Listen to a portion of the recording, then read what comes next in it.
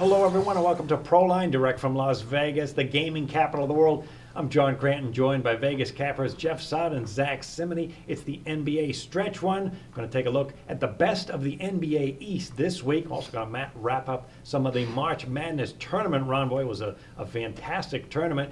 And we have a couple of happy customers here, too, because of the game on Monday night. I saw Duke as a dog, so I took them on the money line. Zach, you had several futures tickets on Duke, including 10-1. And Jeff, you had your biggest play, your 20-star consensus play Saturday was on Wisconsin, the underdog against Kentucky. They not only won covered, but won the game straight up. Your clients had that, and you had what, maybe $100,000 on it? Not quite that much, but I did pretty well. And Zach, that you had some future tickets, more than one too, as well as some prop bets. How did those work out? Yeah, this year was a little bit different for college basketball for me. I always pick a preseason. I pick a team in the preseason, and then usually I'll pick a different team because you'll have injuries or whatnot. But I had Duke in the preseason at 10-1, and for some reason they were still the same value on them before the tournament, so I did them again. I thought they were the best team all season long, and the matchups just worked out for them. I think Wisconsin, if you look at the Big Ten and who they played in the Big Ten, no teams really had great guard play. You had Michigan with their injuries in the backcourt. Ohio State didn't really have a good point guard. D'Angelo Russell was good as a wing shooter, could penetrate a little bit. But you go on and on. Michigan State, Trice is a shooter. All the teams in that conference, they're shooters, and they didn't have the slashers. The two teams that did have those were teams that just came in from realignment, Rutgers and Maryland. Both those teams beat Wisconsin in the Big Ten, even though they're not really Big Ten teams to me, and Duke outside in the ACC versus Big Ten Challenge. In the tournament, I felt Wisconsin played their A game in all of those games. You got to expect them to come down a little bit, and plus Duke is just a better defensive team with 5 guys on the court than Arizona and Kentucky and Oregon. But Oregon had the best challenge in my opinion with Joseph Young in the guard play. But once Jahlil Okafor and Justice Winslow got in foul trouble, Duke went to that Maryland style and they just attacked the basket with Grayson Allen and Tyus Jones, and that was the difference, the guard play and defense of Duke. And that Tyus Jones 25-1 ticket, that was huge for me as well. It was the trifecta night for me.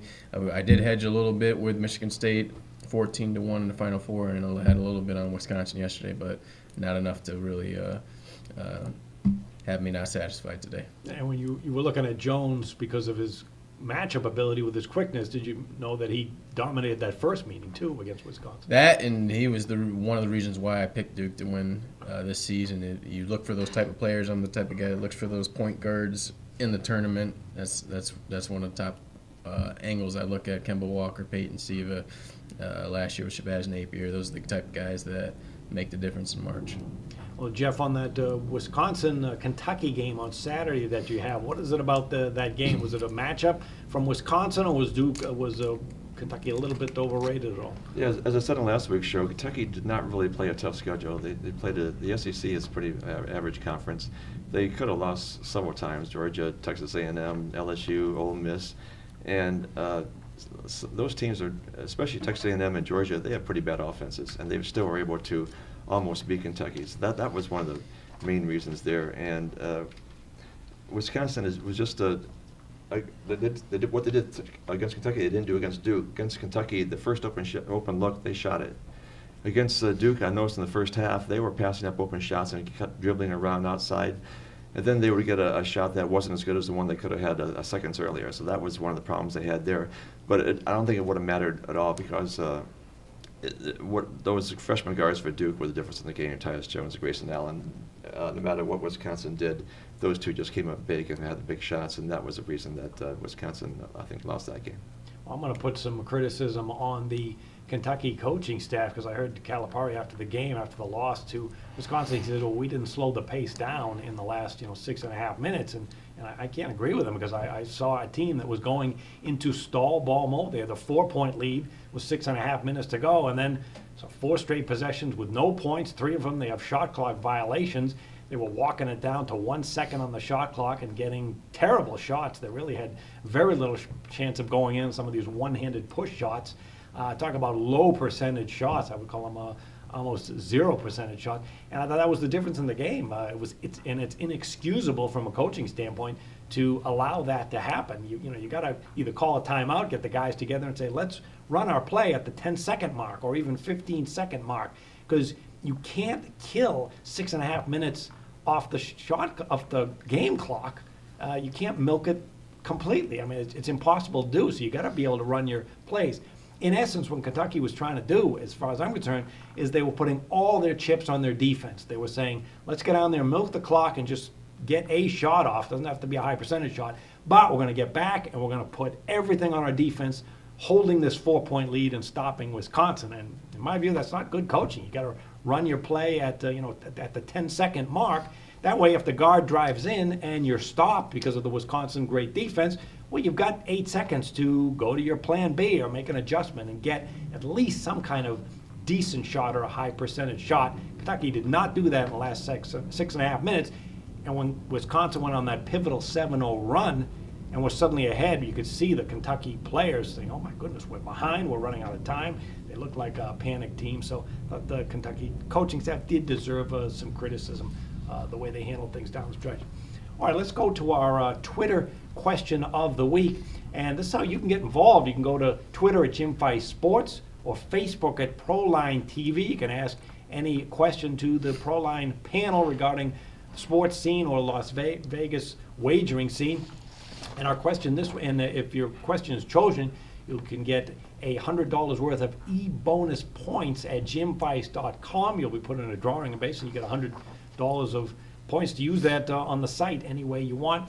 This week's question comes from Denise Hammer in Athens, Georgia. I'm a believer in these Atlanta Hawks. Are they the team to beat in the NBA East? All right, well, let's take a look at the top 4 teams in the NBA, starting with the Hawks.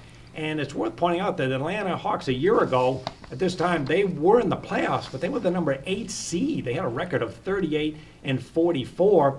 Terrible road team at 14-27. So it's a team that pretty much came out of nowhere in many respects. And Vegas is making them, well, they're actually not the favorite to win it. They're second in the East at 10-1. Cleveland Cavaliers are 9-5. But it's worth pointing out the Hawks were 60-1 a year ago at this point. And remember, when they were in the playoffs last year as that number 8 seed, they went up against Indiana. They took the Pacers to the full 7 games. They actually led 3 games to 2. And it was certainly an overachieving moment for this team, which we didn't realize at the time, but it was a bit of a harbinger because they've carried it over to this season and have been very strong. So, Jeff, what you see here is an Atlanta team that's deep. Their offense is great. Are they the team to beat here in the East? I don't think the team to beat the Cavaliers are, but the Hawks got off to a great start, and now they're kind of levering off. That's the reason I would say that. But Mike Budenholzer, of course, is doing a great job there. He's a disciple of Greg Popovich, so that's one reason why they're playing so well. He's doing a lot of the same things they did with the Spurs. Last year they had a lot of injuries, so that explains that. And this year they're a lot healthier, although Paul Millsap recently had a shoulder injury. Right now it doesn't look too serious, though. They're third in the shooting, second in three-point shooting. They allow only 43.9% opponent field goal percentage. So all those things are one of the reasons that they're having such a great season this year. They had great balance. 5 players average between 12.2 and 16.8 points per game. 47-28-1 against the spread. They've been a big moneymaker this year. So, but the thing is that they've really, compared to what they did the first couple of months and in January when things went undefeated, they've cooled off a little bit, and that's what concerns me. Whereas the Cavaliers are the opposite; they got off slow, and now they're peaking. So right now, I would say the Hawks and the Cavaliers would probably meet in the Eastern Conference Finals, but I would get the edge of Cavaliers, Zach. Yeah, I would too. I mean, LeBron James pretty much built that team when he took his 2 weeks off to make trades for the Cavaliers, as Brian Windhorst suggested. But Atlanta Hawks, they had a great regular season. Like Jeff said, last year they had injuries. They had Al Horford out, and they were still developing their young guards, which Jeff Teague and Schroeder have shown that they've emerged quite a bit. And Kyle Korver's having a career year, almost 50% from three-point range. But you got to expect once the playoffs come, you're playing a 7-game series, teams will game plan better to just that. They're going to know their X's and O's better in each and every game. I don't think if you match the Hawks up against a lot of these Eastern Conference teams, even the Bulls, they're not going to be a serious favorite. So I think 10-1. is a bit of a stretch. If you're looking for value, I would probably look more towards the Bulls or a team with experience to possibly beat the Cavaliers. Well, some of the offensive numbers for the Hawks are just outstanding. When they met against Indiana in that playoff series a year ago, they went with that three-guard attack, and it was very difficult for Indiana, a great defensive team last year, to defend, and they've carried that over this season. The offensive balance, they're 8th in field goal shooting. They're 3rd in shooting from the field. But what also is impressive is the balance across the board, and that includes defense, which is a big surprise. They're 8th at defending the three-pointer, and they've been top 10 in the NBA all year as far as points allowed as well and field goal shooting defense. And if you want to put free throws in there too, how about 4th in the NBA from the free throw lines? This team is doing everything well. One thing that stands out from a betting trends point of view is when they face a team with a winning record, which obviously you're going to face in the playoffs a lot. The Hawks are on a 21-7 spread run. The only chink in the armor I would look at is that when they get 2 days of rest, which can also happen come playoff time, pretty bad numbers, 11-29 against the spread. But other than that, everything has gone well outside of the recent injuries for the Hawks this season.